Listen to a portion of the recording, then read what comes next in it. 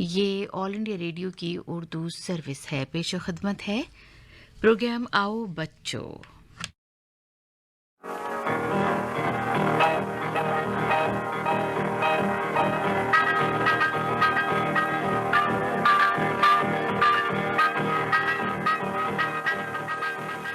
Hello, कैसे हैं हमारे प्यारे प्यारे नन्हे नन्हे दोस्त। उम्मीद करते हैं आप सभी दोस्त बहुत अच्छे होंगे और खूब धमा चौकड़ी कर रहे होंगे। अरे अरे, क्या आप तो मुंह फुलाए बैठे हैं। देखो देखो, आपके नईम भैया आपसे मिलने आए हैं और साथ ही लेकर आए हैं आपका पसंदीदा प्रोग्राम आओ बच्चों। अच्छा अच्छा, हमारी समझ में आ गया कि आपकी नाराजगी का राज क्या है। इतने दिनों के बाद जो मिलने आए हैं आपके नईम भैया। अरे जनाब, काफी दिनों के बाद ही सही, लेकिन मिलने तो आए हैं। चलिए, नाराजगी छोड़िए और जल्दी से मुस्कुराइए।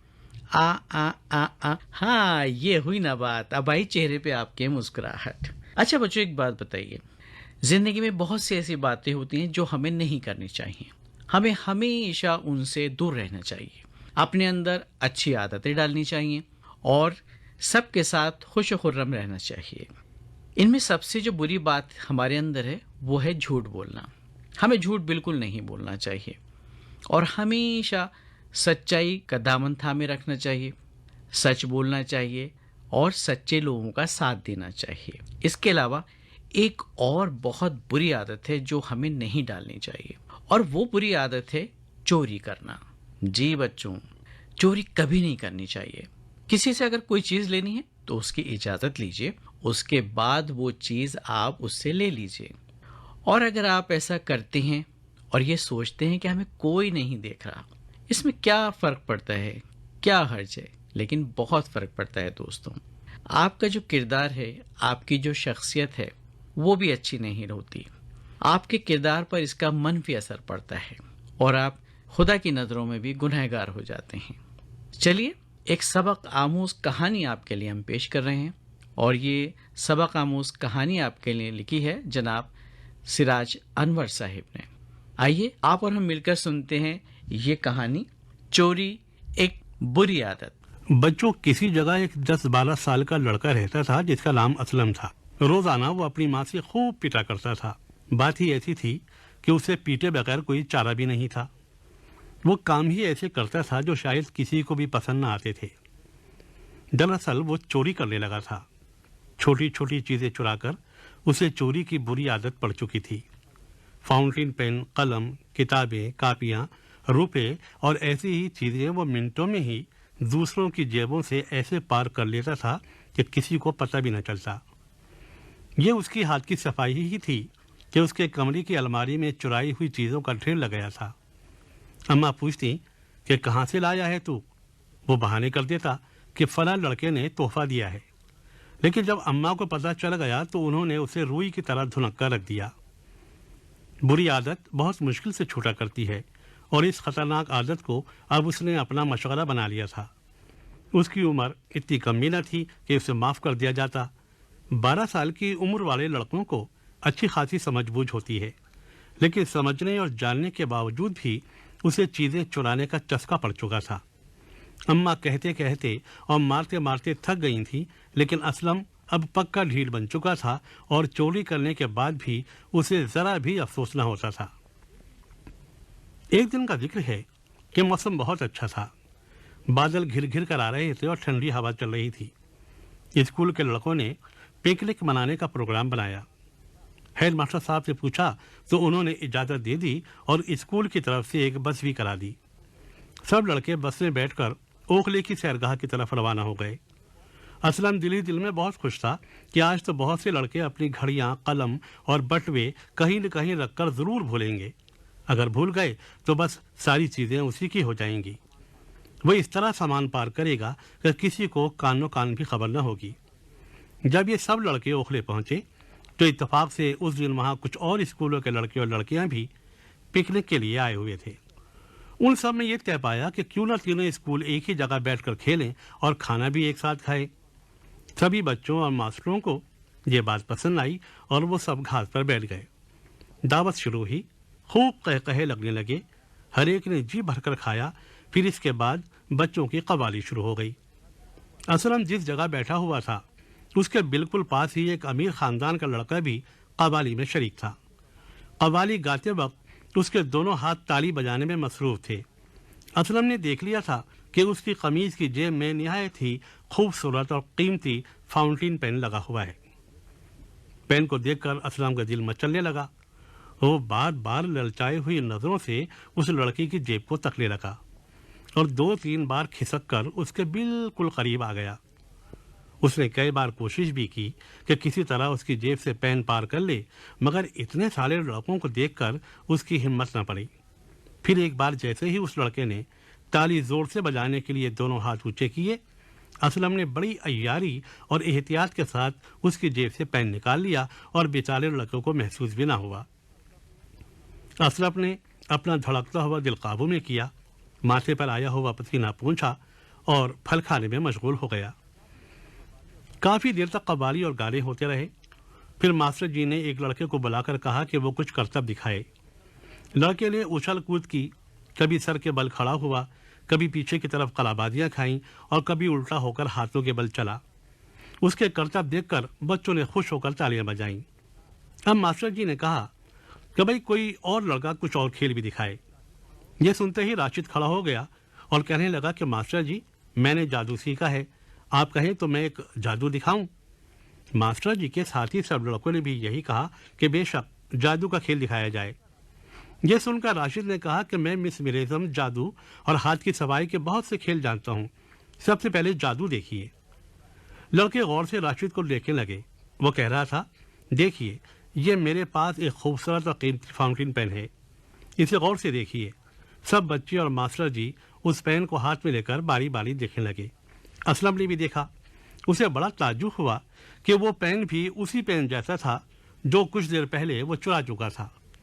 उसे ताज्जुब हुआ कि ऐसा किस तरह हो सकता है, मगर फिर यह सोचकर खामोश हो गया कि हो सकता है राशिद और वो लड़का दोनों आपस में गहरे दोस्त हों और दोनों ने एक साथ ही वो पेन खरीदे हों। फिर वो गौर से सुनने लगा कि राशिद क्या कह रहा है। वो कह रहा था कि सब बच्चे गौर से देखें कि अब मैं क्या करता हूँ। इतना कहकर वो तेजी से आगे बढ़ा और तकरीबन 50 फुट दूर आगे उगे हुए एक दरख्त के नीचे जाकर खड़ा हो गया और फिर उसने दरख्त के नीचे की जमीन खोदी और पेन गड्ढे में दबाकर उसे मिट्टी से ढक दिया। फिर वो वापस आ गया और बच्चों को मुखातिब करके कहने लगा, देखिए आप सबके सामने मैंने पेन को दरख्त के नीचे गड्ढे में दबा दिया है। अब मैं जादू के कुछ मंत्र पढ़कर सब बच्चों पर फूंकता हूँ और तब आप देखेंगे कि मैं किसी न किसी लड़की की जेब में से वो पेन जरूर निकाल लूंगा।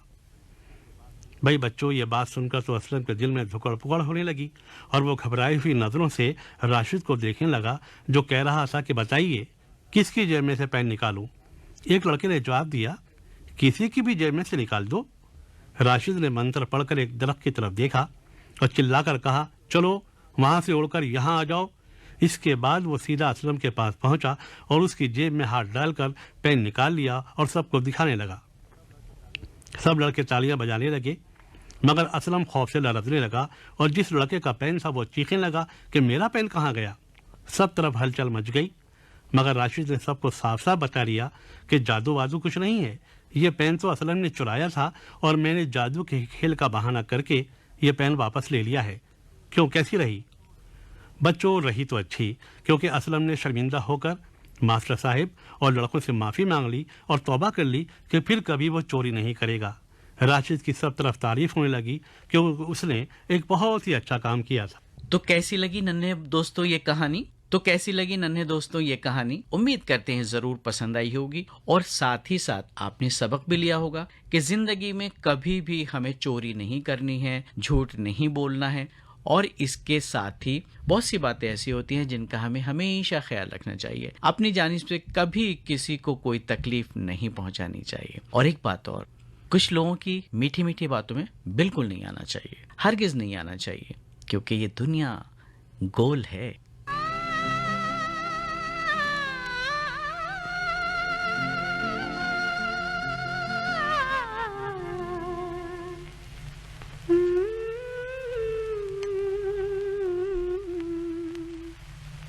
और गाओ ना दीदी।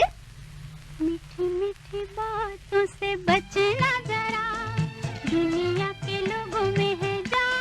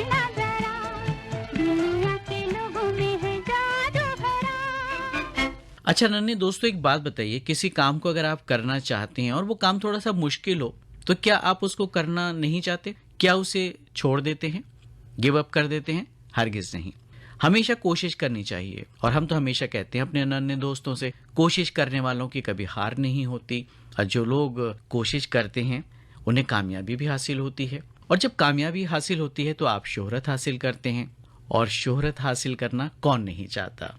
लेकिन ये शोहरत जो है किसी अच्छे काम को करने के बाद होनी चाहिए। आलमी शोहरत याफ्ता तीरंदाज लॉर्ड एंडरसन ने 30 फीट की दूरी से तीरंदाजी की अपनी महारत दिखाई और Guinness book of world record में नाम दर्ज कराया। अब नन्हे दोस्त तो सोच रहे होंगे, भाई ऐसा उन्होंने क्या कर डाला जो Guinness book of world record में उनका नाम आ गया। उन्होंने नन्हे दोस्तों क्या किया, 10 मिलीमीटर के सुराख से 7 तीर गुजारने का अनोखा कारनामा अंजाम दिया। अब कैसे अंजाम दिया ये कारनामा, हम अपने नन्हे दोस्तों को बता देते हैं। बच्चों, आप तो जानते हैं कि तीर अंदाजी एक बहुत पुराना फन है, और ये एक ऐसा फन है कि ज़माने कदीम से चला आ रहा है और लोग इसका ज़ौक़ व शौक़ रखते थे।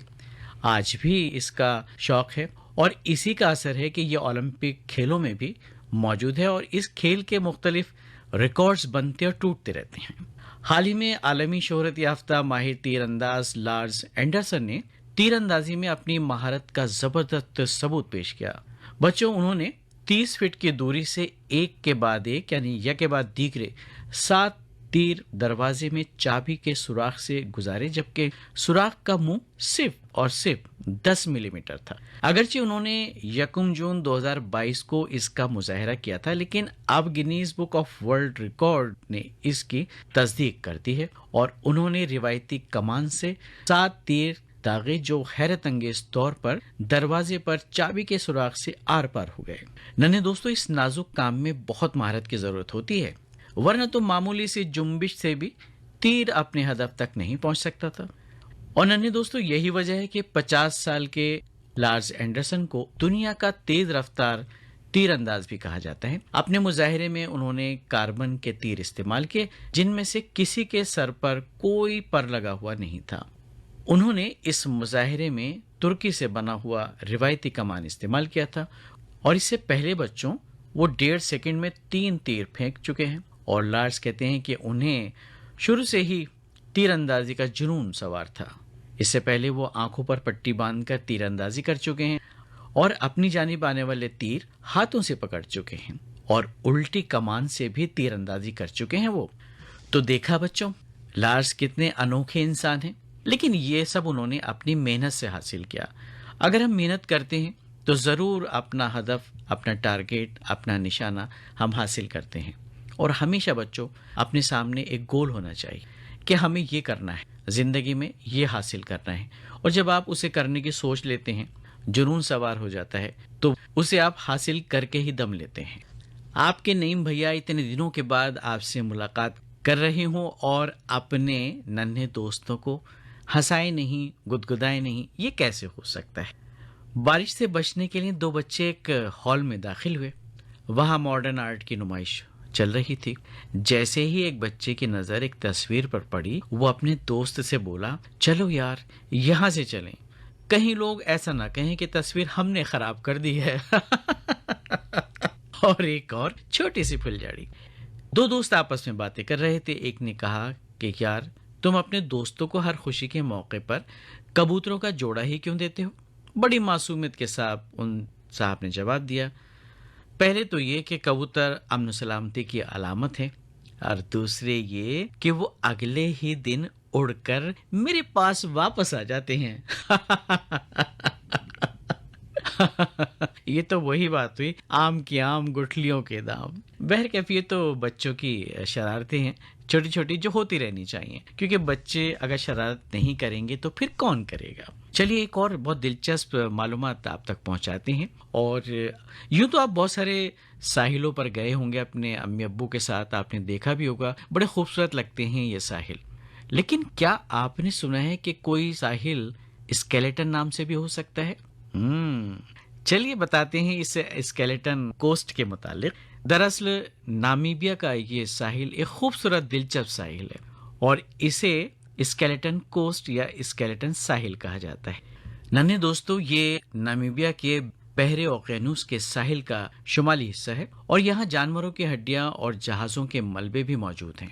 हड्डियों के ढांचों के सबब ये साहिल स्केलेटन कहलाता है और इस साहिल की ताकतवर लहरों का मिलाप नामीबिया के सहरा से होता है। इसे दुनिया का कदीम तरीन साहिल भी कहा जाता है। नन्हे दोस्तों, ये साहिल 16,000 मुरब्बा किलोमीटर में फैला हुआ है और ये साहिल मुतादिद जंगली हयात की दस्तावेजी फिल्मों का मौजू भी रहा। तो ये तो बात हुई स्केलेटन साहिल के हवाले से। और बच्चों, बातों ही बातों में पता ही नहीं चला कि वक्त कैसे गुजर गया। जी तो यही चाहता था कि आपसे बस यूं ही बातें होती रहें, आपको कुछ सुनाते रहें, आपकी कुछ सुनते रहें। लेकिन क्या करें, ये घड़ी की टिक टिक वो बताती रहती है टिक टिक करके कि देखिए मैं अपनी रफ्तार के साथ चल रही हूँ, मेरी रफ्तार के साथ कदम से कदम मिलाइए। और अब बच्चों को कहिए खुदा हाफिज। तो जाने से पहले बस इतना ही कहेंगे, अपना खूब ख्याल रखिए, खूब पढ़ाई कीजिए, अच्छे नंबर हासिल कीजिए और जब आप पास हो जाएंगे तो हम आपस में मिलजुल कर करेंगे पार्टी और खूब करेंगे धमाल और खाएंगे बहुत सारी ढेर सारी मिठाई, चॉकलेट्स। आज के लिए बस इतना ही। आइंदा प्रोग्राम में आपसे फिर होगी मुलाकात। अपने नईम भैया को दीजिए इजाजत। खुदा हाफिज।